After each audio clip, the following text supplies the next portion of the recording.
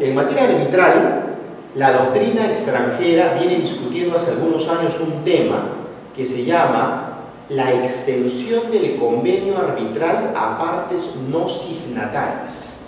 Extensión del convenio arbitral a partes no signatarias. En simple, empresa A y empresa B celebramos un convenio arbitral que dice que si A y B tenemos un litigio, lo llevamos a arbitraje. Resulta que mañana no hay una controversia entre A y B, sino entre B y C. Pero yo digo que C ha participado en el negocio de A y B. Y entonces esta polémica se lleva a arbitraje. Y lo que va a decirse es, ¿pero por qué me llevas a arbitraje si yo no he pactado ningún convenio arbitral contigo? No, pero acá está el convenio. Oiga, pero este convenio es con esta empresa, no con esta. Esa es la discusión. ¿Se puede extender a terceros que no han firmado el convenio? Hoy día en todo el mundo, solo hay 3 países que lo han regulado en su ley de arbitraje. Y de esos 3 países, uno es el Perú. Y en la ley de arbitraje, el decreto legislativo 701, creo que es, está ahí regulado el artículo 19, si no me equivoco. ¿Y qué dice? Que sí se extiende. ¿Y eso qué cosa es? Finalmente, desconocer la persona jurídica, tomarla como una sola entidad, levantar el velo, imputar responsabilidad, extendiendo el convenio arbitral. Y de hecho ya se dio al inicio del año pasado en un caso famoso como en arbitraje.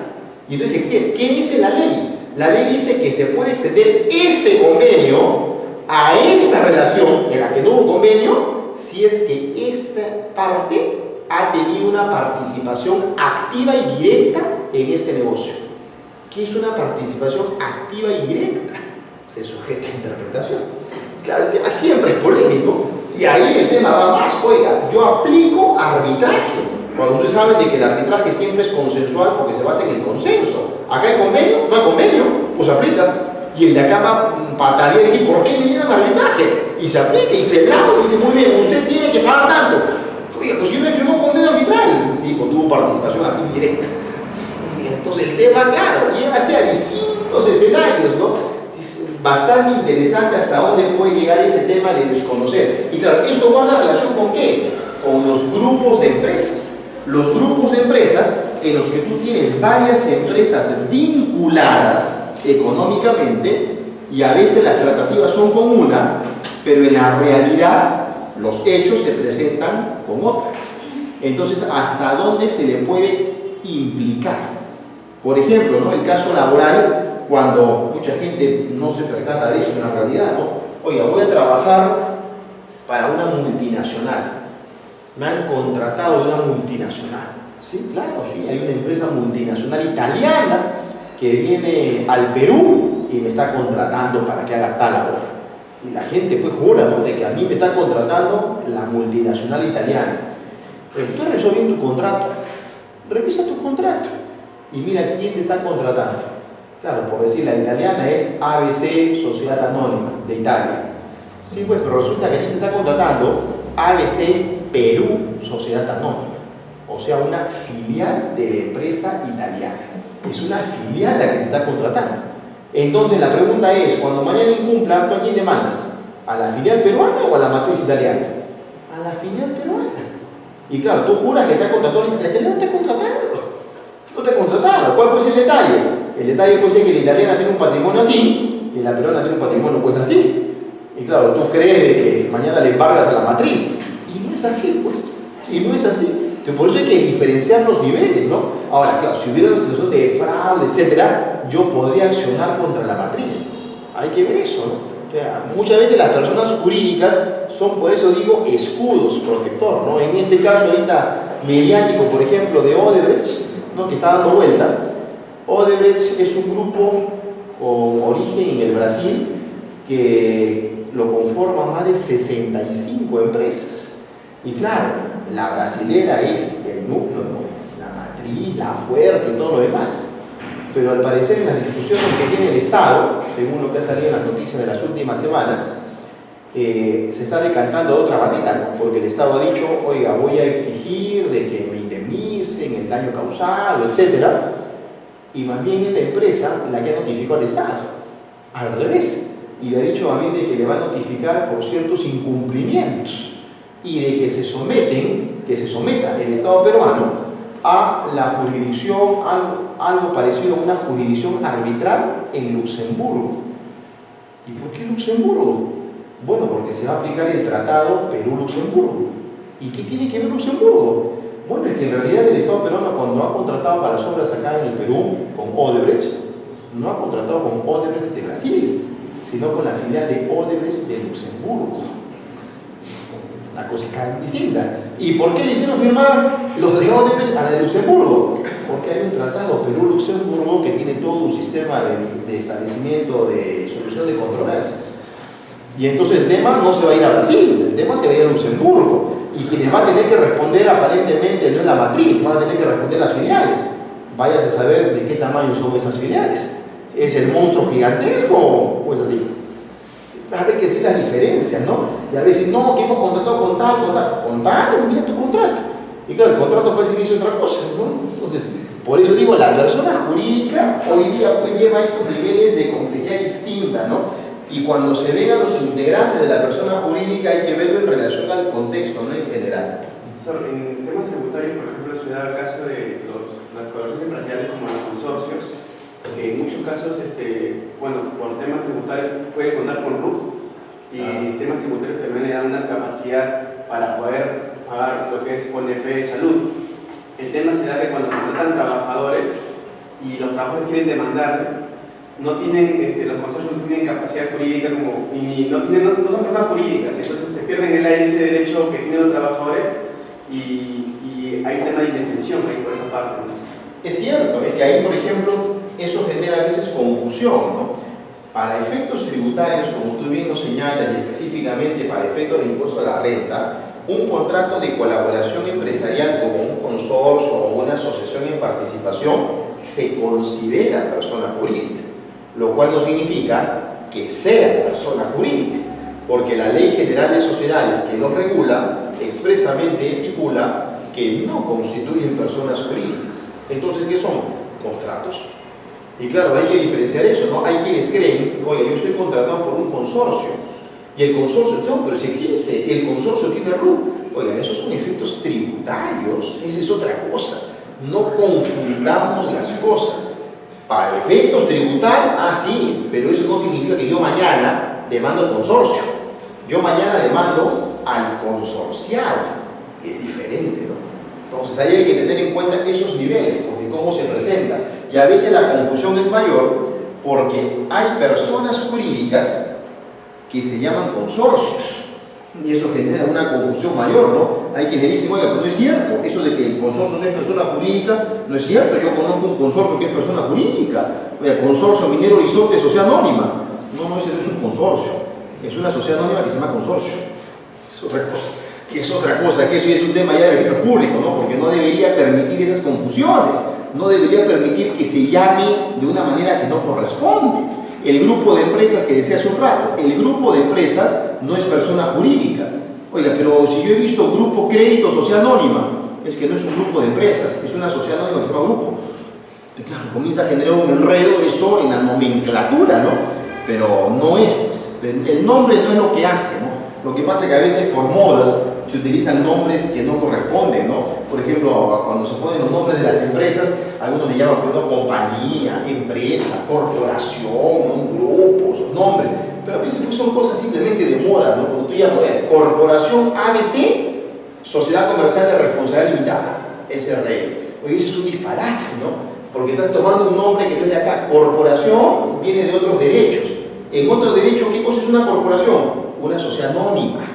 Entonces es un disparate decir sociedad anónima ABC SRL, total, o SSA o SSRL, pues no, pero claro, utiliza estos nombres y lo traen de otro lado. En Puerto Rico a las sociedades anónimas se les llama corporación, tienen su ley general de corporaciones, que es su ley general de sociedades, ¿no? Entonces hay que manejarlo siempre dentro del contexto que corresponde, ¿no? Las personas jurídicas reguladas en el Código Civil son la asociación, la fundación, el comité, las comunidades campesinas y nativas, la asociación, la fundación y el comité no inscritos. Todos estos están regulados en el Código Civil.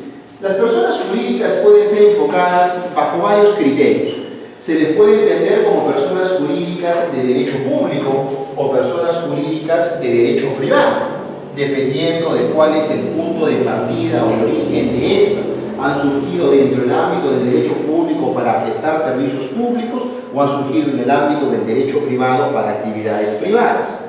También podrían identificarse, y esa es una clasificación muy antigua, entre personas jurídicas con fines de lucro y sin fines de lucro. Aquí me detengo un minuto, porque el concepto ha cambiado. Antes, 50, 60, 70 años atrás, se decía que las personas jurídicas con fines de lucro eran empresas y las personas jurídicas sin fines de lucro no eran empresas. Ese concepto ya cambió, ¿no? Hoy día empresas son todas, porque para ser empresa no interesa que tengas finalidad de lucro o no. Para ser empresa lo que interesa es que te organices económicamente. Entonces, ¿qué es el concepto moderno de empresa? Es una organización económica.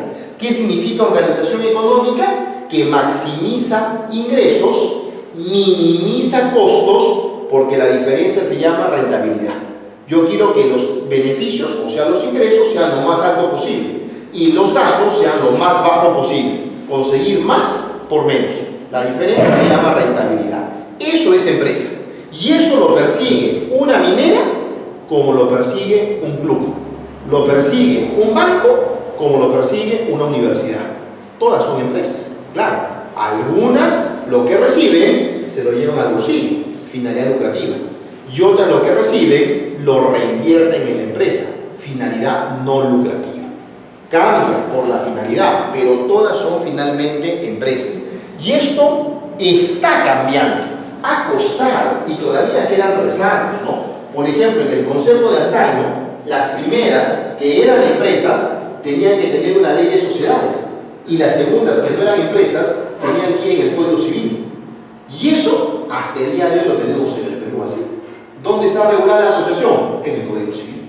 Claro. Pero esto ya cambió como concepto, ¿no? Pero ahí sigue, ¿no? Y en el Perú no tenemos una ley de empresas. No hay una ley de empresas. Están reguladas las modalidades, pero no el género. En el año 1996 se elaboró un proyecto de ley general de empresas en el Perú.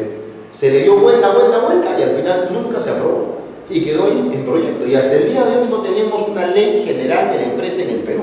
Entonces falta esa regulación normativa puntual en esa materia, ¿no? Hoy día las personas jurídicas han evolucionado. Lo que antaño, por ejemplo, era muy tradicional de qué cosa tenía finalidad lucrativa y qué cosa no, ha ido cambiando. Antes, por ejemplo, era impensable decir de que un colegio o una universidad o un estudio de abogados tenía finalidad lucrativa. Eso ha ido cambiando, ¿no? Y va cambiando poco a poco, cuesta. Vean ustedes la realidad peruana. Hoy día casi todos los colegios en el Perú, los colegios, piensen en un colegio grande, mediano, pequeño, de Lima, provincia, casi todos funcionan igual. ¿Cómo son los colegios? Asociaciones civiles que tienen una promotora educativa. ¿Y de qué funciona? Del cobro de pensiones. Esa es la estructura de los colegios. Pero claro, esto ya va cambiando. Esa no es la estructura de Innove Schools, por ejemplo, que le pertenece al grupo Intercorp de Interbank. Es totalmente distinto, totalmente distinto. Innove Schools, para empezar, es una marca que le pertenece a una persona jurídica que se llama Colegios Peruanos Sociedad Anónima. No es asociación, es sociedad. Y Colegios Peruanos, la dueña de la marca Innove Schools, tiene como dueño a NG Education. NG Education es una matriz de varias empresas. Por ejemplo, NG Education es la dueña también de la UTP, la Universidad Tecnológica del Perú, y la dueña de IPAE, del instituto. NG Education tiene como dueño a Nexus Group. ¿Quién es Nexus Group? Un fondo de inversión. Vean la estructura. Nexus Group, que es el fondo de inversión, tiene como dueño a Intercorp. ¿Quién es Intercorp? La holding del grupo Interbank, que es una offshore en el extranjero. Esa es la estructura. ¿Dónde está la asociación, promotor? Olvídense, es una estructura totalmente distinta. Y claro, hasta antes de Innove Schools no era negocio tener un colegio, por supuesto. Pero ahora, sí es negocio cuando tienes 44 colegios en 5 años, que son 44 noves cursos al día de hoy. Y claro, ¿por qué? Porque funciona totalmente distinto. Oiga, para el próximo año van a ser 60, van a llegar a 60. ¿Cuánto necesitan? 65 millones de dólares para llegar a ese número. 65 millones de dólares. ¿De dónde sale el dinero? ¿De pensiones? No sale de él. El año pasado, por primera vez en el Perú, se ha dado el siguiente caso, que lo ha hecho en 9 cursos. Por primera vez, un colegio ha emitido bonos. Ha emitido bonos. Y sale el colegio y dice, necesito dinero, emito bonos. En el Perú se emiten bonos. ¿Quién emite? Los bancos, las agroindustriales, las mineras. ¿Un colegio? Sí, un colegio. Sale y emite bonos y dice, necesito 65 millones de dólares. Y el mercado no le da 65 millones de dólares. Le quiere dar 300 millones de dólares. Más de lo que pide. Oferta sobreescriturada. Entonces, una totalmente distinta. En Alemania, en Australia, los estudios de abogados cotizan en la bolsa de valores.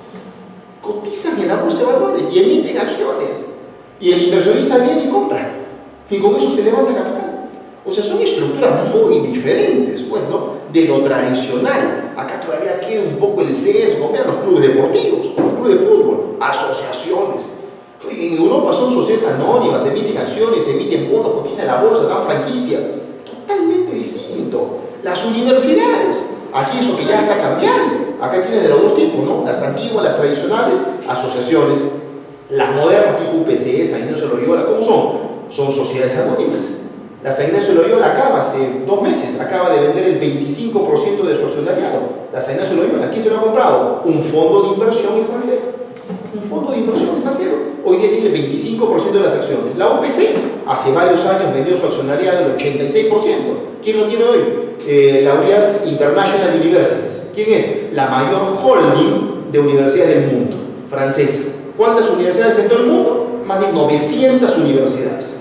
Una de ellas, la UPC. Una de ellas. La matriz está en Francia. Claro, una estructura totalmente diferente, ¿no? Empresarial. Entonces, claro, esto va caminando en el tiempo y va pues reconociendo clasificaciones ya superadas, ¿no? Esto de decir, oiga, esto es empresa, esto no es empresa, este tipo de personas jurídicas se canaliza de esta manera o de la otra, o sea, ya se va superando. Hoy día tenemos estructuras, felizmente, ya en nuestro mercado más atractivas, ¿no? ¿Cuáles son los elementos constitutivos de una persona jurídica? La mayoría de las veces pluralidad de sujetos, digo la mayoría porque podrían haber personas jurídicas con un titular, ¿no? Con una IRL. Un fin por el cual trabajan todos los que forman parte de esa persona jurídica, hay un ánimo común, un patrimonio actual o potencial y la intención o ánimo de los miembros de constituir una sola persona jurídica, ¿no? El llamado animus societatis. Todos queremos ser socios, queremos participar dentro de esta persona jurídica. No podría ser que cada uno pues se dispare por su lado. Tiene que haber una finalidad común. El inicio de la persona jurídica se da a través de un acto constitutivo. Acá sí estamos ante un acto constitutivo que se marca con la inscripción registral. Hay 3 pasos para constituir una persona jurídica. Lo primero supone la elaboración de la minuta. Lo segundo, que esa minuta sea elevada a escritura pública. Y lo tercero, que esa escritura pública se vaya a inscribir ante registros públicos. Ahí están los 3 pasos sucesivos: minuta, escritura y registros públicos. Lo que marca el nacimiento de la persona jurídica es su inscripción ante registros públicos. La persona jurídica existe desde ese momento. Esa inscripción entonces es constitutiva, no es declarativa. En cambio, cuando una persona natural nace una criatura y se le inscribe en registros civiles, esa inscripción es declarativa. Ese niño no existe desde el día que se inscribe en registros civiles, existe desde el día que nació. Eso es declarativo. En cambio, la persona jurídica, ¿desde cuándo existe? Desde que se inscribió en registros públicos. Oye, pero viene haciendo actividades hace 4 meses. Eso es informal. Eso no cuenta, ¿no? Nace acá. Entonces es constitutivo. En el caso de las asociaciones sin fines de lucro, en el caso de las asociaciones sin fines de lucro, cuando se constituyen, cuando siguen siendo su finalidad no es distribuirse las utilidades o las ganancias. En el caso de la Universidad de Garza de la Vega, creo que si no me equivoco, era esta universidad que era una asociación sin fin de lucro, pero se daba de que se pagaba como remuneración a las personas, al administrado, de una manera que en cierta medida se puede entender que es una simulación de tipo de persona que han constituido. El tema es cómo yo lo llevo o cómo llevo esa simulación a crear esa persona jurídica, porque también hay una simulación. Sí, pues el tema es altamente controvertido. Ese ha sido, digamos, el caso mediático, pero hay muchos casos atrás, ¿no? En una asociación, por definición, no se pueden repartir los beneficios. O sea, genera utilidades y no podemos llevarnos al bolsillo los asociados. Tiene que reinvertirse. Sin embargo, nada impide de que nosotros que somos asociados recibamos una remuneración por nuestro trabajo. ¿Qué es lo que se ha dado en casos como este, no? Ok, no se va a repartir utilidades, pero entonces te vamos a pagar un sueldo de $1 millón. Entonces, claro, bueno, entonces eso, el sueldo. Eso no son utilidades, no, es un sueldo. ¿Y por qué $1 millón? ¿Y por qué no? Somos una institución privada, pues decidimos que se le paga $1 millón. Claro, parece bastante claro que es una utilidad disfrazada, ¿no? Entonces, oiga, ¿se puede dar esto fuera de contexto de mercado? Ahí el punto está de que ante situaciones como estas, pues hay que hacer divergencias, ¿no?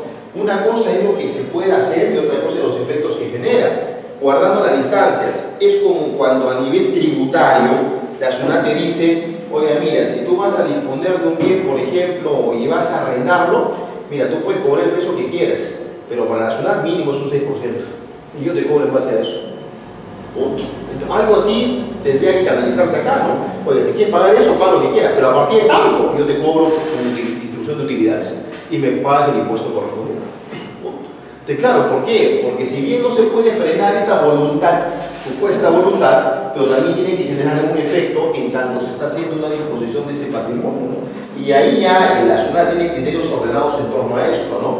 En empresas familiares, por ejemplo, la SUNAT te dice de que las remuneraciones a los trabajadores familiares no pueden superar las condiciones de mercado y tiene estructuras de cómo se calcula, ¿no? Claro, alguien dirá, oiga, pero es injusto, no es el cálculo real, pero son los cálculos que hace la administración tributaria. Igual en un tema del cual acaba de salir un reglamento en materia tributaria, por ejemplo, los precios de transferencia entre empresas vinculadas. Claro, oiga, RANSA le transporta la mercadería a Licor, sí, pero RANSA es del Grupo Romero y a Licor es del Grupo Romero, son empresas vinculadas.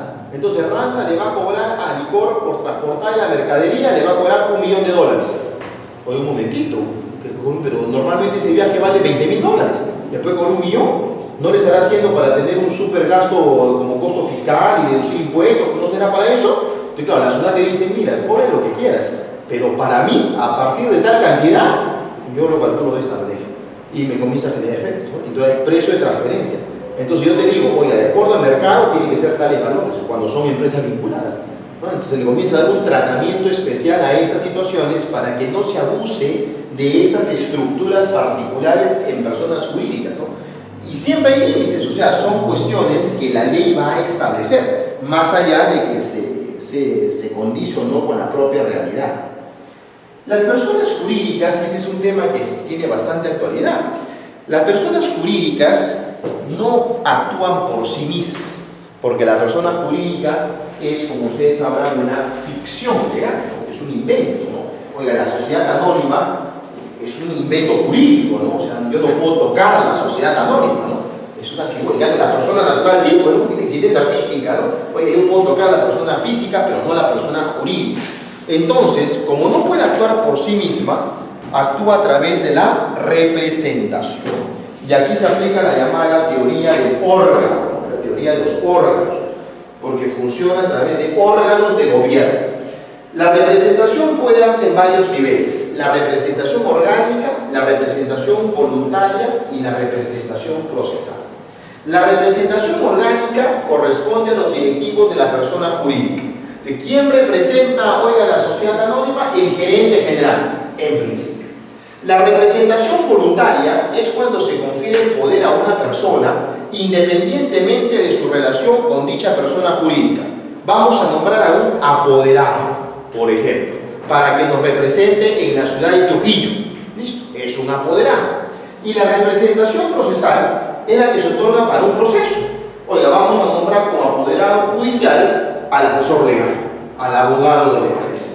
Entonces son distintos niveles de representación, pero lo común es que la persona jurídica tiene que actuar a través de esta representación, no por sí misma. Este tema ha estado pues en el ojo de la tormenta en los últimos tiempos respecto a revivir una antigua discusión del derecho comparado, y es si las personas jurídicas pueden tener responsabilidad penal. El tema de la responsabilidad civil está claro, el tema de la responsabilidad penal es toda una discusión. Entonces, oiga, podemos hacer culpable de un delito a la persona jurídica, y aquí vienen muchas discusiones, pero oiga, la persona jurídica, ¿para qué sirve discutir eso? ¿Acaso mañana la persona jurídica pues se va a la cárcel? O sea, no es así, no, pues se va el gerente, entonces, no se le puede sancionar. Sí, pero el Código Penal tiene medidas accesorias, sí se le podría sancionar. Por ejemplo, se le liquida, pues, se cierra el local, se le está sancionando, no la va a hacer a la cárcel obviamente, pero sí la puede liquidar, es una sanción. Oiga, pero hay delitos que se cometen en la empresa y hay delitos que se cometen con la empresa, son distintos, en la persona jurídica y con la persona jurídica. Teoría de la instrumentalidad. ¿Qué sucede cuando la persona jurídica es utilizada como un instrumento para cometer determinados delitos? La persona jurídica es utilizada como un instrumento para cometer determinados delitos. Entonces, ¿tiene que ser sancionada la persona jurídica o quien utilizó a la persona jurídica? De ahí hay toda una discusión.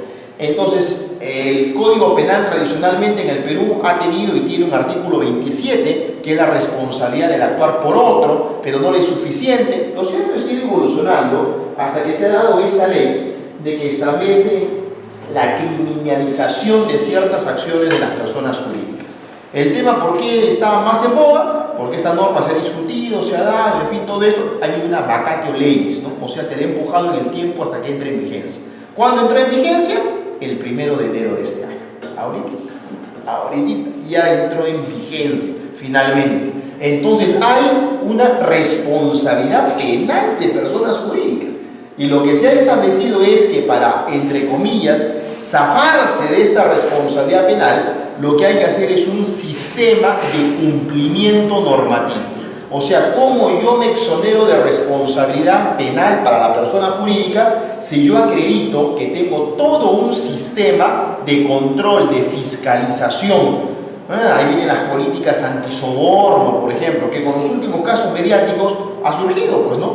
Cuando ha venido el problema de Graña y Montero, cuando ya pasó toda la bola, ¿qué ha hecho Graña y Montero? Ha armado un equipo de verificación de cumplimiento normativo, ha contratado asesores externos para que ellos fiscalicen ahora, para que haya políticas antisoborno. A partir de todo el escándalo ha salido el asunto, ha dicho, mira, ahora va a ser de esta manera, ahora nos sometemos a una auditoría externa, ahora va a ser contra todo el personal por una reclutadora y no tenemos nada que ver nosotros, incluso los miembros del directorio ya no lo vamos a decir nosotros vamos a contratar a una reclutadora, una empresa de personal, que ellos elijan a los directores para que sea todo transparente. Claro, todo esto comenzó a surgir porque la norma o el espíritu de la norma es, si yo tengo todas estas políticas de transparencia y mañana a pesar de eso ocurre algo, bueno, yo me exonero de responsabilidad porque yo he actuado con diligencia. Pero si yo no he actuado con nada de eso y mañana ocurre algo ilícito, ahí sí responde, pues, porque tú no has sido previsor. Entonces, lo que la norma busca es que haya una previsión de esto, ¿no? Que se prevea. Pero el tema pues está ahí, ¿no? Y recién está empezando y habrá que ver hasta dónde llega esto, ¿no? Porque antes se empujó mucho el tema y no se hablaba de una responsabilidad penal de las personas jurídicas, pero ahora el asunto pues sí, y está sobre el tapete, ¿no? Toda esta responsabilidad. Y aquí viene lo que ya habíamos hecho referencia anteriormente, ¿no? El abuso y el fraude a través de la persona jurídica.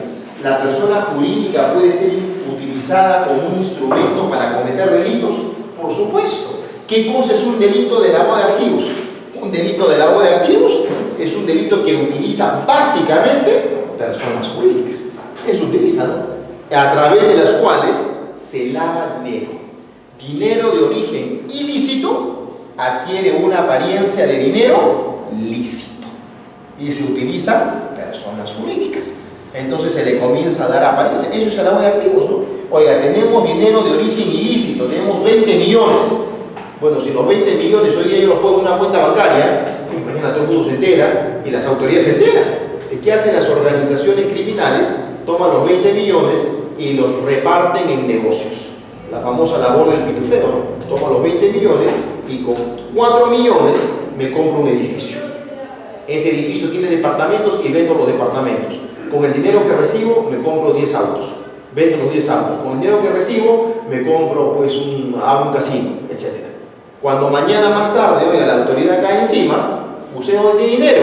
¿De dónde? Del casino, pues. El casino que da ahí. ¿Usted dónde tuvo que poner un casino? ¿Cómo que? He vendido 10 autos. Aquí están los contratos. ¿De dónde tuvo que poner 10 autos? He vendido un edificio. Aquí está. Y claro, todo eso es legal. Pero el punto de partida es ilegal.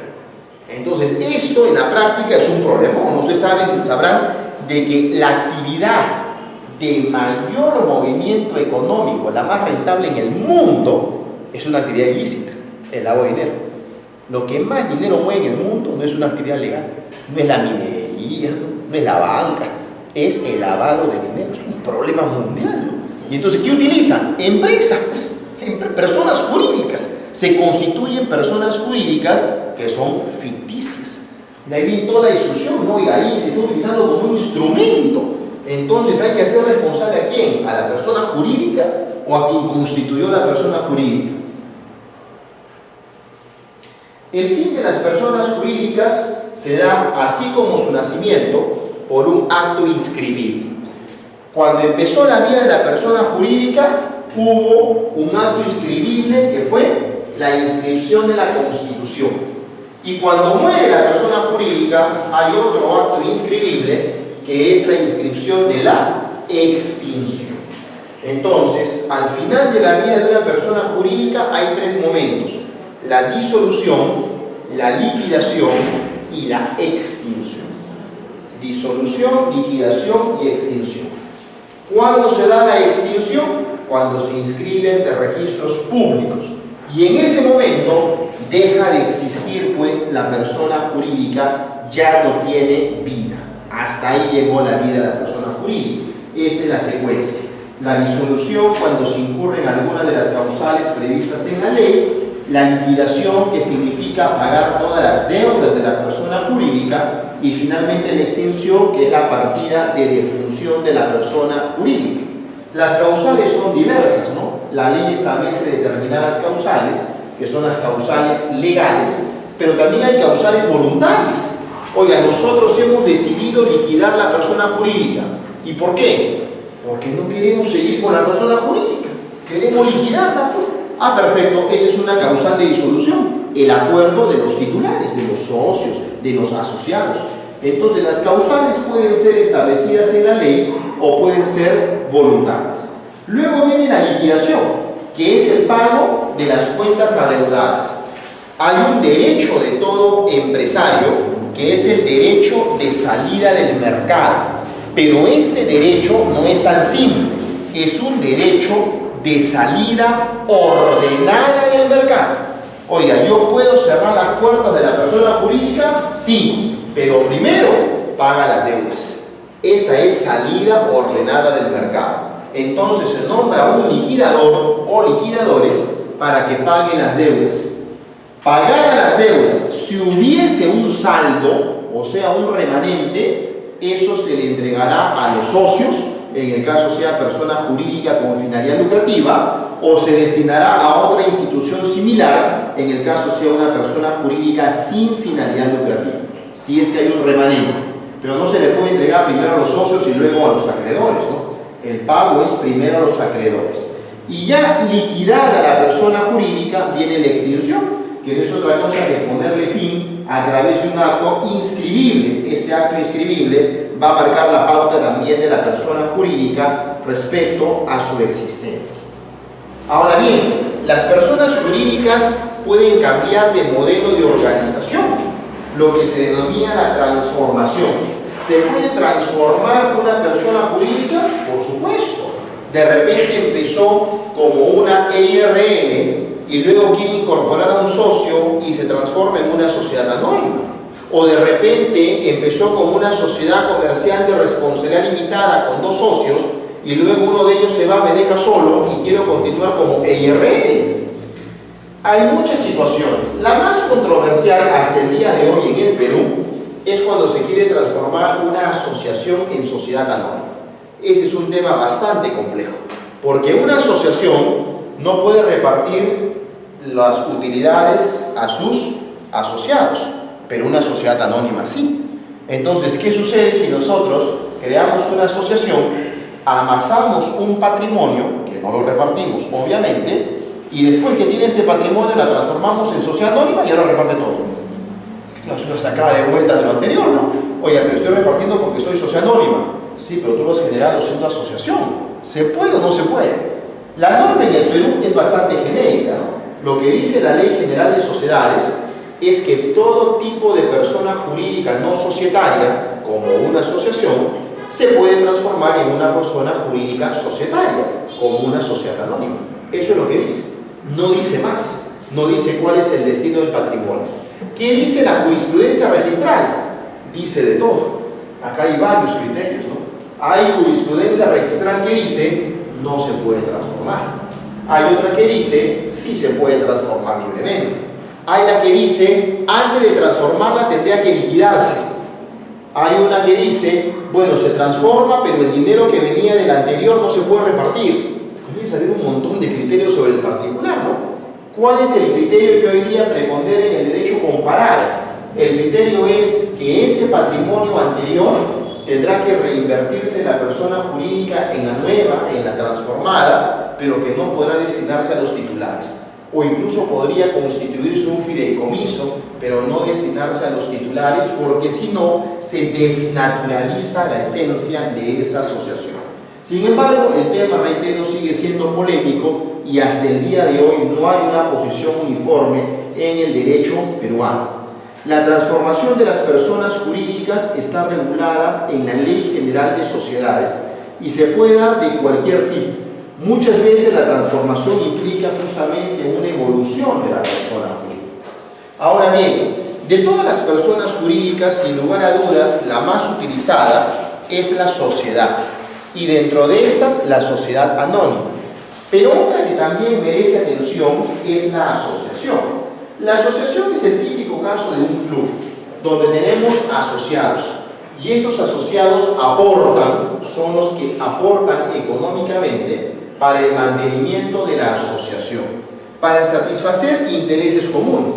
Por ejemplo, tenemos un club con instalaciones deportivas que nos va a permitir que los asociados utilicemos esas instalaciones deportivas. Entonces, la idea de una asociación es el beneficio común otorgado a sus asociados mediante los aportes que esto realiza. Hay una asamblea general que es el equivalente a una junta de socios donde están todos los asociados y un consejo directivo que es el equivalente a un directorio en una sociedad anónima donde están los representantes de los asociados que se encargan de la administración de la asociación. La disolución de la asociación se puede dar por causales como las que ya he comentado. Algunas son causales legales y otras son causales voluntarias, dependiendo de la situación que conlleve a estar en determinadas causales que estén establecidas en el Código Civil o en el Estatuto de la Asociación. En el caso de la fundación, estamos ante una persona jurídica sin finalidad lucrativa que persigue un propósito altruista, de beneficio común en cuestiones religiosas, asistenciales, médicas, investigativas, etc., donde los recursos económicos no se generan por el aporte de asociados, como en el caso anterior, sino por el aporte de un benefactor, que es el fundador. De modo que hay alguien que destina un patrimonio para que la fundación ejerza determinadas actividades. Por ejemplo, una empresa como Belcor, que promueve la Fundación Belcor y le destina dinero para que la Fundación Belcor realice actividades de investigación y de lucha contra el cáncer de mama, que es su actividad principal. Y entonces ahí tienen, promovida por la empresa Belcor, esta fundación realiza esas actividades investigativas. ¿Quién es el benefactor? La empresa de cosméticos Belcor. En esta fundación hay administradores, ¿no? Estos administradores son los que van a administrar ese patrimonio que se genera, que está promovido básicamente por el dinero que proviene del benefactor o de los benefactores, aun cuando podría generar recursos propios adicionalmente. En el caso del comité, que es una figura menos conocida y atendida, estamos también ante una persona jurídica sin finalidad lucrativa, cuya principal característica es que los recursos los obtiene de la recaudación pública de aportes destinados a una finalidad altruista. Aquí lo que se hace es una recaudación pública, una colecta, donde se están obteniendo recursos para poder cumplir con ciertas finalidades. Entonces tenemos organizaciones que se dedican a estas actividades de modo caritativo y de que se están dando a través de la usanza para que puedan cumplir con ciertos objetivos de carácter asistencial en general. A propósito de estas instituciones, de la asociación, la fundación y el comité, hay algunos que se preguntan, oye, ¿y dónde encaja dentro de todo esto las ONG, las organizaciones no gubernamentales de desarrollo? ¿Dónde encajan las ONG? La ONG no es un tipo de persona jurídica, o sea, no es que yo constituyo o una asociación, o una sociedad, o una ONG. No es un tipo de persona jurídica. La ONG tiene que constituirse como asociación o como fundación. Entonces, toda ONG o es asociación o es fundación. Y adicionalmente a ser asociación o fundación, adopta el ropaje de la ONG. Adicionalmente. Entonces, no es que yo constituyo la ONG. Guardando las diferencias, es como un banco. Yo no creo un banco. No es un tipo de persona jurídica. Lo que yo creo es una sociedad anónima que adquiere el ropaje de banco. Todos los bancos, por ley, son sociedades anónimas. No hay ningún banco EIRL, porque la ley de bancos obliga a que sean sociedades anónimas. Tiene el ropaje. Y adicionalmente, volviendo a las ONG, si la ONG va a recibir ayuda del exterior, del extranjero, tiene que registrarse en un registro administrativo, que es el registro de la APCI, Agencia Peruana de Cooperación Internacional, APSI, que depende del Ministerio de Relaciones Exteriores. Entonces, este registro significa de que va a recibir ayuda económica del exterior. Importante que esté registrada, porque si no, va a haber ingresos que no son formales y podría terminar esto incluso en una investigación de lavado de activos, que está recibiendo dinero y que no está justificado. Entonces hay un registro administrativo, pero subrayo, administrativo. Lo digo porque hace algún tiempo hubo un caso en el cual fue sancionado por ciertos incumplimientos una ONG y se le retiró de la APSI, de ese registro administrativo. Y la conclusión que decían algunos en los tribunales era que como se le retiró de la APSI, entonces la ONG quedó extinguida. Y eso es mezclar una cosa con la otra. Oye, un momentito, ¿cómo que quedó extinguida? Es una persona jurídica. Para que sea extinguida tiene que inscribirse en extinción en registros públicos. Tú estás mezclando registros públicos con un registro administrativo. Una cosa tiene que ver con la otra, ¿no? Que lo saquen de la APSI es que no puede recibir ayuda al extranjero. Eso es. Pues no significa que está liquidada y extinguida. Eso es otra cosa, ¿no? Entonces el razonamiento era equivocado. Como se le sancionó y se le retiró del registro administrativo de la APSI, entonces la persona jurídica ya no existe. Eso es mezclar una cosa con otra que no tiene nada que ver. Es un registro administrativo. Adicionalmente a esto están las asociaciones, fundaciones y comités no inscritos. Esto es lo que en doctrina se llama las entidades de hecho. De hecho, porque no son de derecho. No están actuando de acuerdo a derecho, sino están al margen. ¿Qué ha hecho el derecho?